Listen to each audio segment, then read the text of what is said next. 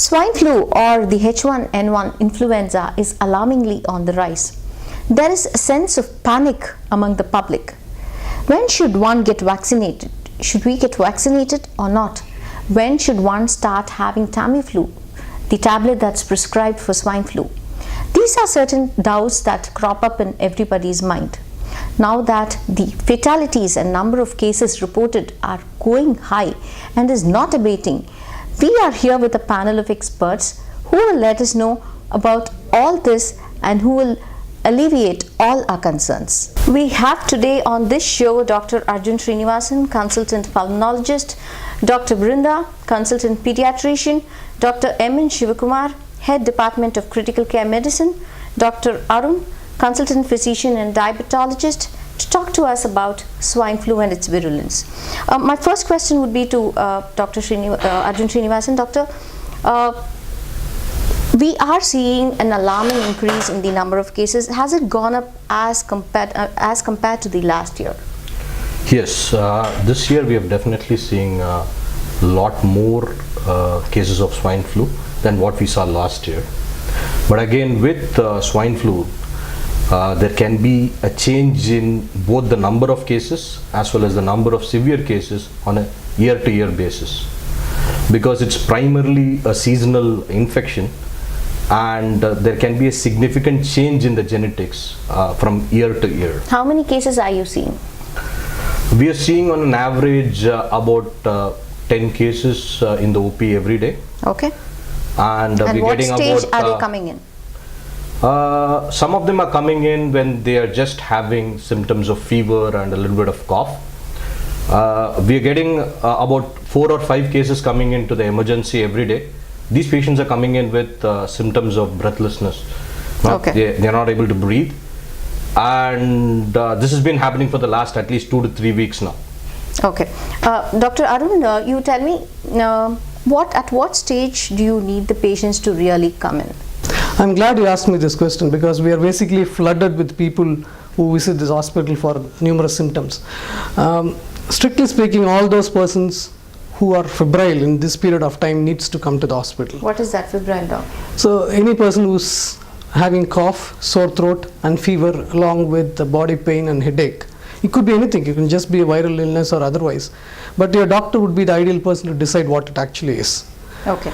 See, the other problem is all those people having these symptoms insist on getting hospitalized. It's not required at all. Come to think of it, most of these patients, almost 50 to 60% of these patients who develop a mild form of illness do not even know that they have this H1N1 illness. Okay. So they just pass it off. Anybody who has the symptom need not necessarily be H1N1. Exactly. And they could just be having a flu. Is what you're trying to say. No. They basically could be having a flu, which is a very mild type of illness, Okay. which doesn't actually require any expert care. But isn't it true that you can test and get the results of whether you are positive or negative only after a few days, say 3 to 5 days? No, to put that in a proper perspective, all those persons who get fever need not be tested at all in the first place, because you're again going to flood the entire diagnostic armamentarium. Okay. So only those persons who, for instance, have very high grade fever, Okay. high fever, and whose fever is not getting down, whose fever is not getting down adequately, who are having breathlessness, those are the people who need to get tested. Okay. If you just have a sort of a mild cold fever and it's getting better, you can just stay at home, get some paracetamol, and that should be it. Doctor, you wanted to add something? All right. So for making things easier, the government has come up with 3 categories of patients: A, B, and C. Right. Category A is the people with just common cold-like symptoms and who do not have any risk factors, which we'll get to in category 2. So for them, you don't have to actually check for whether they have swine flu or not, and you don't have to treat for swine flu. Just treat them with supportive care, give them crocin, paracetamol, that is, and that's about it.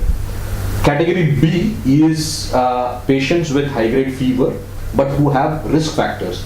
Risk factors as in either pregnancy, extremes of age, okay, underlying chronic diseases like diabetes, kidney disease, hypertension, underlying heart disease. So these are the patients who come under high risk. There, the government recommends saying that you see a doctor, and the doctor can decide to start them on the antiviral medications. And again, these patients need not be tested. Okay. Okay, they just receive a course for 5 days. They need not be tested. Category C is category B with alarming symptoms. Patients having breathing difficulty, patients having altered mentation, patients having temperatures which is not settling down. Patients having a decrease in their urine output, so they have any other organ dysfunction, what we call it as organ dysfunction. These patients have to be admitted, they have to be tested, and they have to be started on medications. Okay. So you have a category where you don't have to start medications, which is like the common cold. You have a category where you need to start medication, but again you need not test, but again it will depend on the physician's discretion. And there are patients where you will have to test and start them on medications, who are the patients with alarming symptoms. Okay. So my next question is to Dr. Brinda. Dr. Brinda, we, as parents are always concerned about children. And being a pediatrician, could you enlighten us a little bit about vaccines and how good are vaccines? Do they really work? Because there seems to be too many varied, myths, I should say, or varied versions about vaccines. So what exactly should one do? Should we vaccinate or should we not? Influenza is said to be very severe in the extremes of age group. It's better to vaccinate the kids. So our Indian Academy of Pediatrics, it says any children who is from 6 months of age group till about 8 years, it's better to vaccinate them. Yearly influenza vaccination is available. So you give them a flu shot before the start of the influenza season. So once the first dose, it starts with a 4-week interval. You give them 2 shots, and in the next consecutive years you give them yearly 1 dose. Doctor, are you talking about swine flu? I'm talking about H1N1. Okay. Yes. And is there a dearth of H1N1 vaccines as of now? Because the number of cases are on the rise. There's a sense of panic. Yes. So is there a dearth of H1N1 vaccines? Yes, as you say, we generally recommend, at least for the children with underlying comorbidities, you have to compulsorily vaccinate them.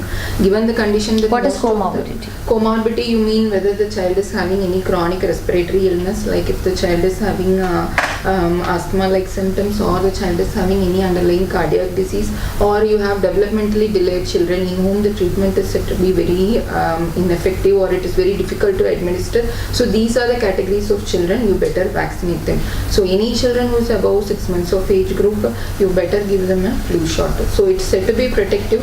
Protective in the sense it's not 100% effective as it is for any other vaccines. Usually it's said to be effective for about 50 to 60%. And even in those kids who have got influenza, the symptoms are said to be very mild, and the duration of symptoms is also very less. So as far as, as far as these vaccines are concerned, is it confined to this year, this particular strain, and would it next year would we have to take another vaccine during this season? Is the yearly the recommended booster doses in a year interval. So if this season you take a influenza vaccine, it's before the next influenza season you have to take the current influenza strain which is available upon the global market. Okay. So doctor, she missed out on the availability of vaccines. Is there a dearth in availability? Truly speaking, there is a shortage of vaccine. In a country like India, where there is a huge population and there is huge panic among the general public to avail for vaccines, I think there is definitely a mismatch between the demand and supply. So when you have these kind of situation, I think ideally it should be prioritized to the people who are in need of the vaccine. So I think the first priority will be for the healthcare worker who are taking care of the patients. I think like even in hospital we try to prioritize. So we try to vaccinate the people in the emergency room, ICU or the isolation ward. Right. Even among general public we should try and prioritize. As Dr. Brinda rightly pointed out, I think the extremes of age group are at high risk. Pregnant people are at high risk. The people who have comorbid conditions, cardiac problems, hypertensive, diabetic, post-transplant patients, these patients are at high risk. So when you have a shortage, probably it should be prioritized initially to this patient. Then as the vaccine become available, it should be supplied to the other patient. Okay. Doctor, could you let us know a little bit about the H1N1 strain? See, we have seen a lot of fatalities this year. So what does it really mean? The strain has changed? It's a good question actually. If you see influenza, there is a change in the strain which happens every year. This has been happening for a long time now. Sometimes the change in the strain can be significant. There can be a major change in the strain, and when that happens, usually there can be an increase in the severity of the disease. Okay. It's too early for us to say whether that has happened, because what we are looking here is only what is happening in Western Tamil Nadu. We don't really know, we're seeing as many cases as we are seeing here in the rest of India, for that matter. Okay. When this thing happened in 2009, the same thing happened. There was a significant shift in strain. This affected the disease which happened throughout the world. So can't you compare and assess Which one? the strain? No, again, there is a shift that happens, and usually only when the thing is done, not that we're going to do anything about it, no, because by and large it is about giving the antivirals in time and its supportive care, right? So we are not really going to, and when you're looking at whether what strain is this, it is more for what do you call that as a study purpose, and that usually the study usually follows whenever the season is done. That's when they actually look at it, because it takes time. That's why only when you have this sort of season which is done, then they look at the strain and then they design, they look at how the next year's vaccine is going to come out. Alright. So they need time to work on it, and it's possible that there has been a significant shift. It will be too difficult for us to say looking at what happens in only one region of a country. So is there no ways to contain the shift, the change of strain, so as to contain there is it? you cannot this one. And again, it's been known that this strain that keeps shifting, sometimes it can lead to a significant, there can be a build-up wherein there can be a significant amount of very severe disease. There can be significant amount of death related to that. And in 2018, we are sitting 100 years from when it last happened. In 1918, during the First World War, H1N1 Claimed has million been, lives. yeah, it claimed almost 50 million lives at that time. And probably more people lost life due to influenza rather than the World War itself. Right. Okay. Right? So, but again, what we know is from 1 decade ago, where across the world there was significant amount of, there's a lot of very severe disease as well as deaths related to that. And we are seeing, in this region, we are seeing a lot more cases this year. And again, it's beginning of the season. We'll have to wait and see how it pans out across India. Okay. These kinds of changes are common to all microorganisms, all viruses. So similar thing happens to H1N1 also. Okay. So when these changes happen, the viruses become more virulent or less virulent. So, but over the years, we are only seeing more virulence. That's the that's the concern. Am I right? It's not exactly. See, some years we don't see these number of fatalities or these number of cases. So it varies over years. But let's look at it. Let's look at it in sense of if you take last year, the number of cases were very less. Yeah. The year before, there was It was slightly high. more. So there was a dip. Now this year we're seeing a lot more. It doesn't mean that the number of cases are increasing on a yearly basis. There are years where it goes down. This year seems to be a year where we are seeing a lot more cases than what we have seen in the last few years. Okay. So, Dr. Arun, are we lacking in terms of, sanitation and hygiene? Is that the reason why the spread is high? Yes, to an extent, yes. But this, it's not exactly related to sanitation and hygiene. It's probably related more to overcrowding. Okay. Because if an individual develops a disease, the disease spread to other contact persons. So obviously, the more closer people are in contact, the spread is going to be faster. So the only thing that we can probably do as individuals, that when we get a mild disease is that we should take some steps to contain it. For instance, we can stop sending our child to school, right? Or if we have a mild That's disease, okay, if we have a mild disease ourselves, then we could probably stay at home. Don't go to a place which is crowded so that we go and infect everybody else. Right? Okay. Another Coming to simple Dr. thing is, I think the way you cough is also very important. I think Yeah, we tend to yeah. ignore that. Yeah, See, yeah. That is, I think, simple thing Etiquette. which is not taught, and probably a lot of it doesn't follow it. So the manner in which you cough, I think a lot of these patients tend to have severe cough. Right. And they don't cover themselves adequately during the cough. I think you're going to infect the people Right, around. yeah. Doc, and also tell me, now that we're talking a lot about fatalities, and those who are getting admitted in the ICU, what is the stage in which you have to bring them to the ICU, and what is the success rate? I mean, do you see all of them coming out, or how is it? See, basically they come to ICU for two reasons. One is probably they come either for monitoring purpose or they come for some kind of oxygen support which they need. So if you look at the outcome of these patients, I think particularly this year the outcomes are not being very great because most of them were elderly patients and most of them have associated lung diseases. That's what we've seen this year. So these patients, they spend long time on the ventilator. Some of them don't do very well. So is this the lung issue that you're talking about, is it associated with swine flu, or they had it? It's on the other way. See, the patients who have lung diseases, they are at high risk of developing Okay, swine. they are more vulnerable. Okay. So finally, Dr. Brinda, could you tell us a little bit about Tamiflu, the medicine that one needs to? When should they take the medicine? Those who are not, who don't have any symptoms, but who feel that they are, around people who could be infected, can take. How is it, and how is the availability also? Yes, Tamiflu, it's easily available, you can get it.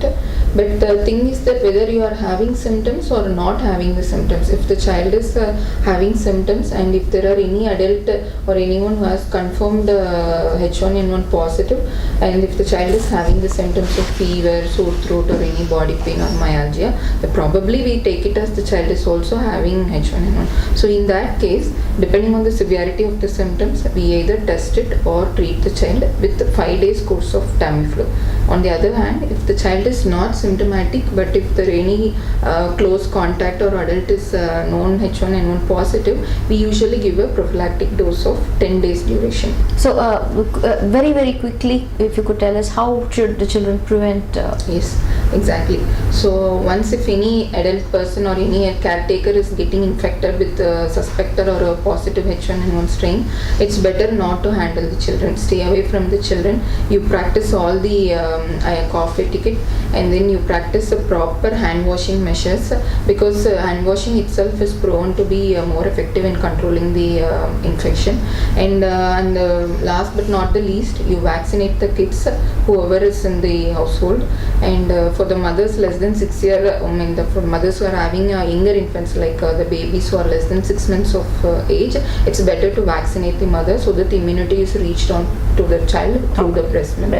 Thank you so much, doctors. Thank you so much for talking to us. Thank you. To get instant news updates, like the Kowai Post page. Click on See First to view the news first. Also, in YouTube, subscribe to Kowai Post channel to watch interesting news and videos.